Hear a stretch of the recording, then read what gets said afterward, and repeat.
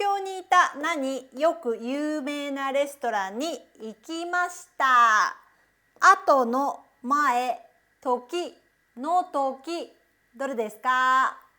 これはね、時。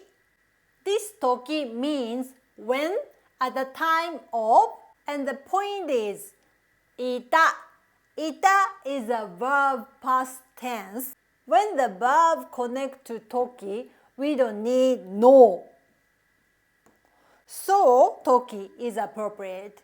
If here is a noun, you need no.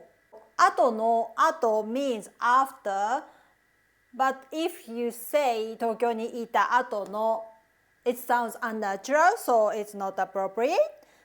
前 means before, but いた前 the past tense plus 前 it doesn't fit. 東京にいた時、よく有名なレストランに行きましたと言いましょう。わかりましたか？